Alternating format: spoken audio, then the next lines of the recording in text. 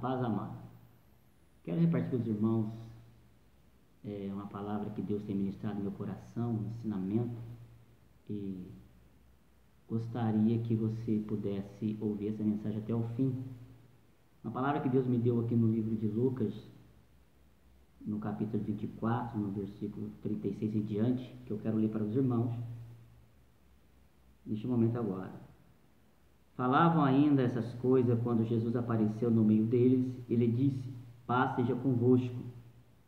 Eles, porém, surpresos e atemorizados, acreditavam estarem vendo um espírito. Mas ele disse: por que estáis perturbados e por que sobem dúvida no vosso coração? Vedes a minha mão e os meus pés, que sou o mesmo? Apalpai-me e verificai, porque um espírito não tem carne nem osso, como vedes que eu tenho? Dizendo isso, mostrou-lhe as mãos e os pés. E por não acreditarem eles ainda, por causa da alegria e estando admirados, Jesus lhe disse: tendes aqui alguma coisa que comer? Então lhe apresentaram um pedaço de peixe assado e um favo de mel. E ele comeu na presença deles. A seguir, Jesus lhe disse: são essas palavras que eu vos falei, estando ainda convosco? Importa-se que se cumpra tudo o que de mim está escrito na lei de Moisés, nos profetas e nos salmos. Então lhe abriu o entendimento para compreenderem as Escrituras.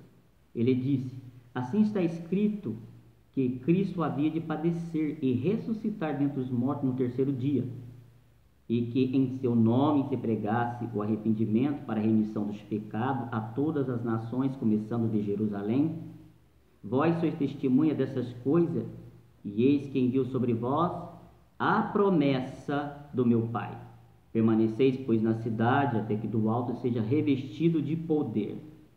Eu quero frisar esse versículo aqui, o 49, onde Jesus ele disse assim: eis que envio sobre vós a promessa de meu Pai.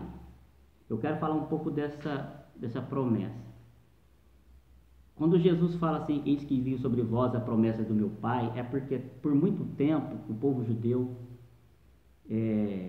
por tanto sofrimento, por tanta angústia, tanta luta que passava, e a um ponto de não ter força para poder caminhar, e Deus vendo o sofrimento do seu povo e vendo que verdadeiramente muitos queriam vencer as suas dificuldades, suportar as suas dificuldades, se libertar dos seus caminhos errados. Então Deus ele fez promessa através da boca dos seus profetas. Me lembro que ele fez promessa na boca de Joel para o povo, dizendo que lá em Joel 2, 29 e 28, 29, diz assim que Deus derramaria do Espírito dele sobre toda a carne, sobre os filhos, e os filhos profetizarão, os velhos teriam sonhos, os vossos jovens teriam visões. E o Senhor ele não parou ali de dizer sobre a promessa dele, como também ele deixou também falado pela boca do profeta Isaías. Você pode até ler Isaías 32, no versículo 15, que ele fala também que ele derramaria do Espírito dele, ou seja, derramaria do meu Espírito, o Espírito do alto, que vinha do alto. Então o deserto se tornaria em pomar, e o pomar seria dito por bosque. Aí eu aprendo assim, quando ele disse essas palavras na boca de Isaías, que o deserto se tornaria como um pomar, se tornaria como um bosque. Porque no deserto, irmão, é um lugar de sequidão, é um lugar de difícil acesso, um lugar onde a pessoa sofre, o calor é intenso.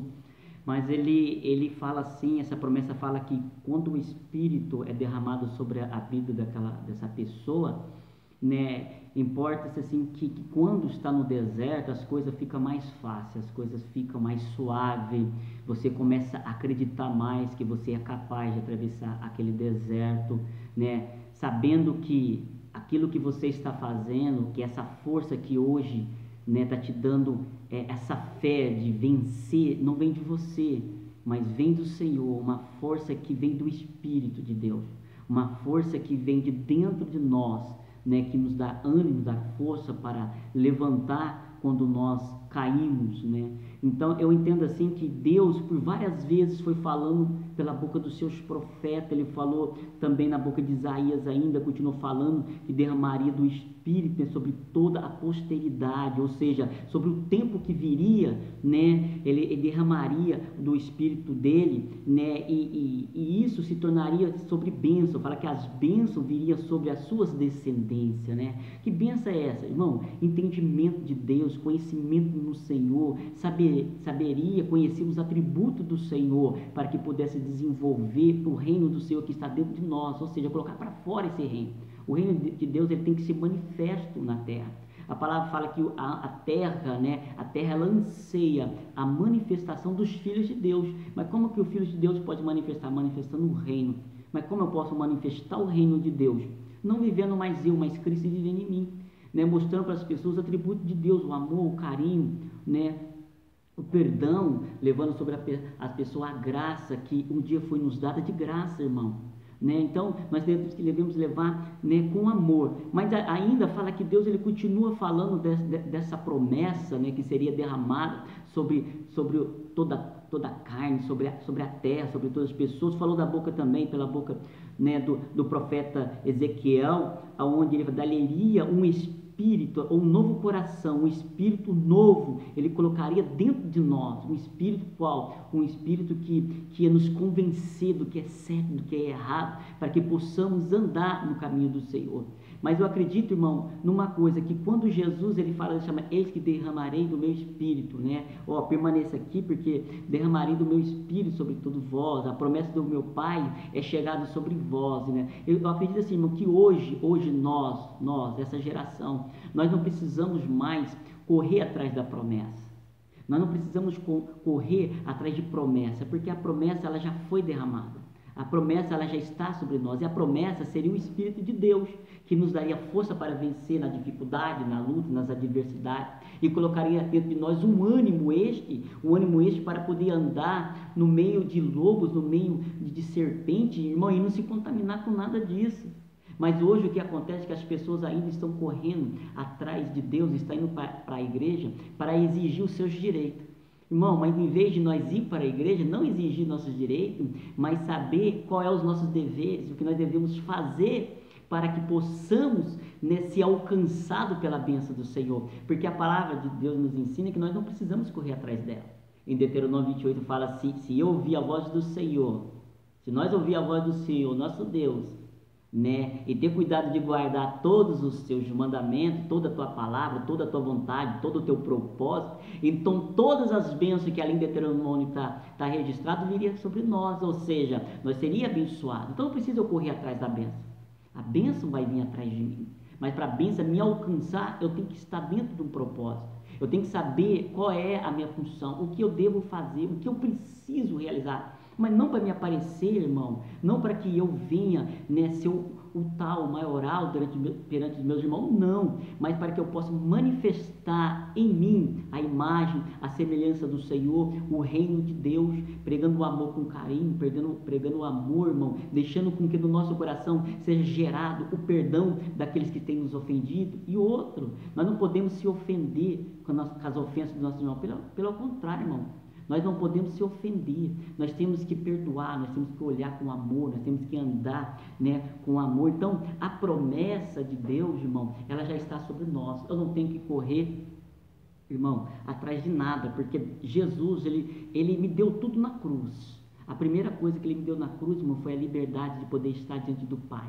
Outrora não tinha como chegar diante de Deus, outrora eu tinha que passar pelo sacerdote, mas o véu foi rasgado ali na cruz, nos dando o direito de estar com Ele, para ser íntimo com Ele. E eu aprendi uma coisa, irmão, que intimidade com Deus é dentro do quarto, é onde eu abro meu coração, rasgo meu coração e busco o Senhor com a sinceridade, dizendo para Ele quem eu sou, abrindo para Deus o meu coração, falar assim: Senhor, eu preciso mudar nisso, eu preciso mudar daquilo, Senhor, para que eu venha parecer mais com o Senhor, para que eu venha chegar na estatura do Teu Filho Jesus. Eu tenho que manifestar, eu tenho que aprender que hoje eu governo com Ele, irmão, porque Deus nos colocou para governar com Jesus na dimensão celestial, irmão.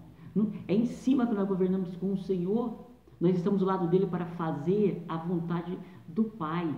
Mas muitos não têm entendido isso, muitos têm pensado que intimidade com Deus é só quando está com o microfone na mão, é só quando está no púlpito, aonde a autoridade de Deus está na tua mão, aonde Deus está falando. As pessoas acham que autoridade, que intimidade é diante de pessoas, diante de plateia, e eu aprendi desses dias agora, que intimidade com plateia não é intimidade, mas é pornografia. Vamos ter intimidade com o Senhor no secreto, irmão. Vamos ter intimidade com o Senhor, irmão, dentro do nosso quarto. Fala: Deus, eu preciso do Senhor. Seja, irmão, um amigo de Deus. Seja, irmão, uma casa, seja uma Betânia, onde Jesus pode ir descansar na casa do amigo, como ele descansava na casa de Lázaro. Não queira ser o que você não é. Seja aquilo que Deus diz que você é. Nós somos filhos de Deus. Nós somos filhos do Altíssimo. Converse com Deus dessa forma. Fala: Pai, eu estou aqui neste momento. Se rasgue. Fale as suas fraquezas. E outra, quando você for dar para Deus, não dá só as coisas boas, não. Dá as coisas ruins suas. Ofereça as coisas ruins, porque quando você oferece as coisas ruins, você mostra para Deus que você não é ninguém. Mas quando você quer mostrar coisas boas, você quer dizer que você é bom. E bom só tem um, é Deus. Quando Jesus estava na terra, né, que os homens falam assim, que falou para Jesus: Jesus, tu és bom. Ele falou: bom? Bom é só o Pai. Por que Jesus falou aquilo? Porque, irmão, enquanto não terminar, irmão, aquilo que nós temos que fazer na terra, enquanto nós não terminar o propósito de Deus, nós não somos bons. Jesus, ele disse aqui porque ainda não tinha terminado o propósito. Ele não tinha terminado o propósito. Por isso que ele fala: bom é só o Pai, é só Deus. Então, irmão, enquanto não terminar o propósito de Deus em nossas vidas aqui na terra, nenhum de nós somos bons. Nós somos pessoas más, que precisamos da orientação daquele que é bom. Então, que essa palavra venha entrar no teu coração, dizer assim, que para você, que não se sinta uma pessoa rejeitada, não se sinta uma pessoa ninguém, não se sintam uma pessoa, né, desprezada pelas pessoas, porque você compreendeu o propósito de Deus na tua vida. Não desvia, ande dentro desse propósito, carrega essa palavra que está dentro de você. Eu aprendi que existe 2 animais dentro de nós. Eu aprendi esses dias. Existe o cavalo e existe o leão. Mas aí você tem que escolher quem você quer colocar para fora. E dentro de nós existe um leão. E esse leão é o Espírito do nosso Senhor. É Jesus. Coloque ele para fora. Não coloque o cavalo, não. Coloque não. Porque se você entender, se você estiver levando no teu espírito, você vai ver que você é parecido com o Pai. E nós servimos o nosso Pai. Ele é o leão da tribo de Judá. Não permita que ninguém tire de você, que você é filho e filha de Deus. Guarde essa palavra. Não desanime, não entregue os pontos. Irmão, não entregue os pontos para ninguém. Irmão. As pessoas não estão concordando. Irmão, pouco importa se as pessoas estão concordando ou não com aquilo que você está carregando. Carregue. Porque hoje eles não estão concordando, mas amanhã eles vão entender o que você está falando e vai querer aquilo que está em você, essa palavra que você está levando. Não desista de nada, pedrada vai vir. Para que haja mudança dentro de nós, precisa da gente ser apedrejado. Dói, a verdade dói, mas ela dói por um propósito, para nos fazer cada dia mais parecido com o Senhor. E é assim que vamos manifestar o reino de Deus na terra. Fica com essas palavras no nome de Jesus.